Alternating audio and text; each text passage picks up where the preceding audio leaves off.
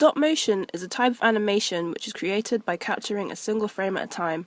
Most of the time, stop motion animations include the movement of inanimate objects. These objects can be Lego, plasticine, jointed models, and even regular household objects. You can use almost any material in stop motion animations. Back in the day, stop motions were captured using film cameras, making it very difficult for the animator to check for any errors. This is because the animators weren't able to view their work until after the film had been processed, so shaking the camera or misplacing an object would mean the animator would have to start all over again. In 2005, Corpse Bride was shot with a DSLR, making it the first ever stop-motion film captured with a digital camera. Using a digital camera allows the animator to check on each frame, making sure that there aren't any unwanted objects visible and the model's movement flow smoothly together. What a story it is. There are various stop-motion techniques that are generally used to ensure that clips that are produced display smooth movement. There's also a reason for why we look at stop-motion and see a flowing video rather than several separate images. The reason behind this is the persistence of vision theory. This is a theory that suggests that the eye always retains images for a fraction of a second, which is around 0.04 seconds. This means that everything that is currently being seen happened 0.04 seconds ago. When watching a stop motion or flicking through a flipbook, this would result in the eye merging all the images together, which is why it looks like the image is moving. This retina passes the impression on to the optic nerve, which sends it to the brain, and we see it right side up. The reflection will stay on the retina as long as the object is in view.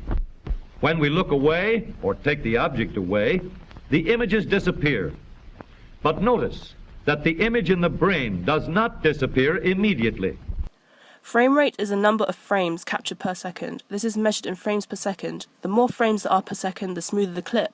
This means that if a movie, film, or clip has a very low frame rate, for example 12 frames per second, the eye will no longer see it as a continuous clip and instead it will appear to jump from frame to frame. This is called strobing. When it comes to editing, you can manipulate each individual frame by playing them back in different speeds.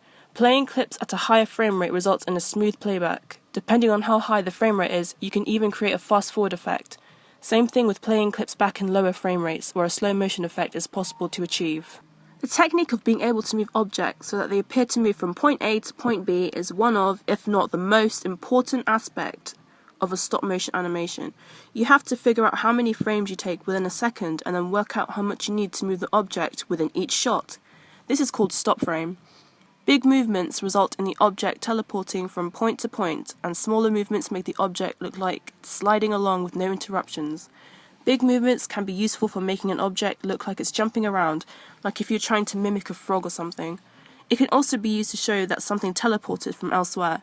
Smaller movements can benefit you if you're trying to do something like a snake or worm slithering along. This would require smooth motion.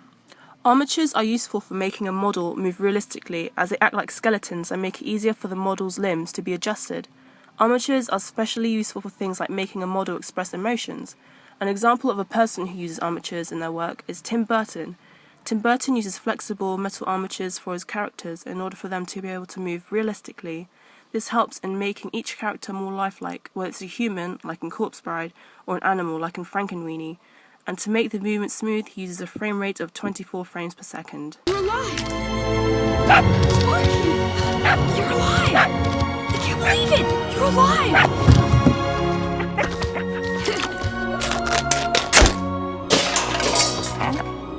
I can fix that. English photographer Edward Muybridge, who's considered the father of stop motion, laid a solid foundation for the world of film, all thanks to his curiosity about whether all four of a horse's feet left the ground at the same time while sprinting. In order to find out, Muybridge took a set of photos during a horse race. He used a high shutter speed which captured every slight movement that the horse displayed, and as a result, his well-known photographic collection Horse in Motion was made. After observing his photographs, Muybridge discovered that all four of a horse's feet do leave the ground at some point during its sprint, making it look like it's flying. After his achievement, Muybridge then invented the Zoopraxiscope in 1879, which was an early device that displayed motion pictures. He displayed his motion photography work with a Zoopraxiscope, including his Horse in Motion collection. This showed the images being played together as a sequence, resulting in the illusion of movement.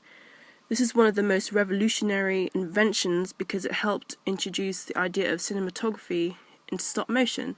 This technique is still being used to this day by people such as Tim Burton, who uses it to create his intriguing stop motion films. Despite being called the father of stop motion, Muybridge wasn't the first person to introduce the idea of images being displayed together as a sequence. Joseph Plateau was a Belgian physicist who in 1832 invented the phenakistoscope. This was a spindle viewing type of device which contained various images depicting the progression of movement. The phenakistoscope was made up of two discs. One disc had slots and the other disc had images on them. When the device was spun, the discs rotated, making the images flow together to create an illusion of movement. Plateau was inspired by Michael Faraday and Peter Mark Rogers' invention called the Michael Faraday's wheel. The only difference between this and the phenakistoscope is that the two discs inside the Michael Faraday's wheel spun opposite directions, and the two discs within phenakistoscope spun the same direction. After Joseph Plateau's invention in 1832, William George Horner, a British mathematician and a headmaster, invented the zoetrope in 1834, a device that had similarities to the phenakistoscope, but instead of containing discs, it consisted of a cylinder that had images aligned the inside and slots all around it.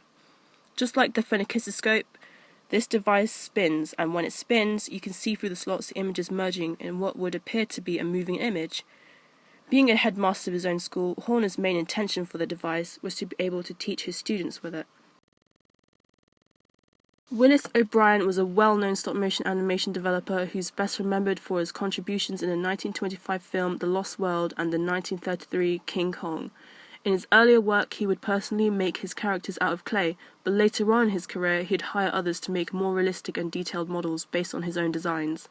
The type of models that he'd use for films would be made up of rubbery skins, which would be supported by metal armatures. They would sometimes even contain air-filled bladders that would be used to create a breathing effect. You can see this effect taking place in the dinosaur models in The Lost World.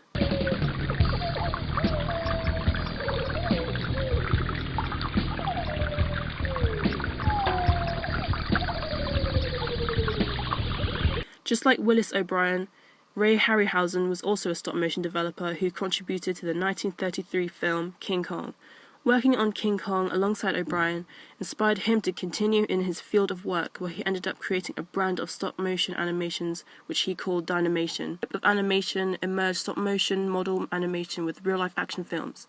You'll see modelled creatures being fought against by real actors, which is why they're considered animations instead of cartoons, which would normally be 100% animation.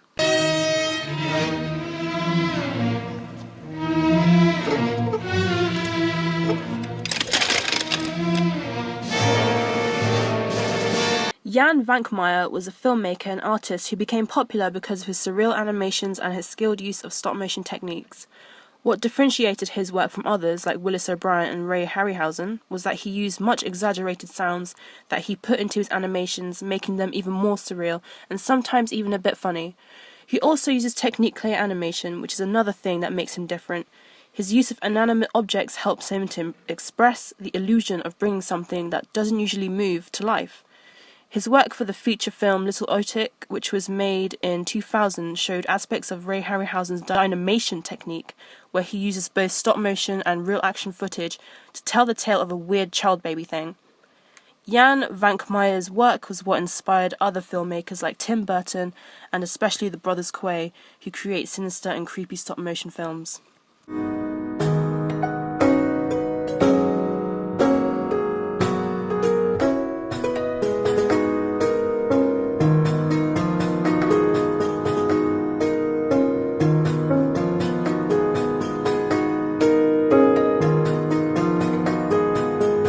Speaking of the brothers Quay, the duo consists of Stephen and Timothy Quay, who are American identical twin stop-motion animators.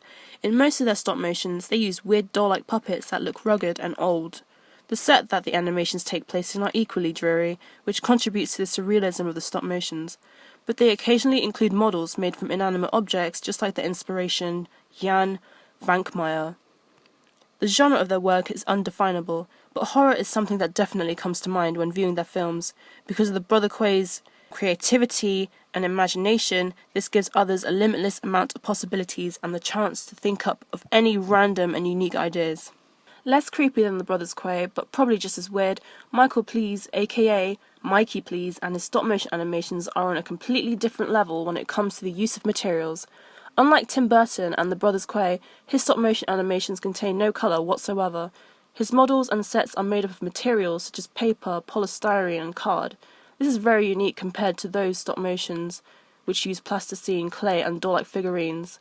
Throughout his animations you can see the realistic movement of each character. This is due to his use of high frame rates, and as a result each frame captures more motion, and when it's put together there's no jumps or strobing throughout the animation. Yes, this seems about right. You can see the progressive change in style and genres within stop motions of the past and present. Take the works of Willis O'Brien and Ray Harryhausen, for example. Their stop motions are mostly about adventure and wonderful yet dangerous creatures that may or may not have existed. Then you switch over to the likes of George Pal, another pioneer of stop motion animations. His animations, the Puppetoons, are more catered towards a family-oriented audience with its bright colours and puppets with big expressive facial features.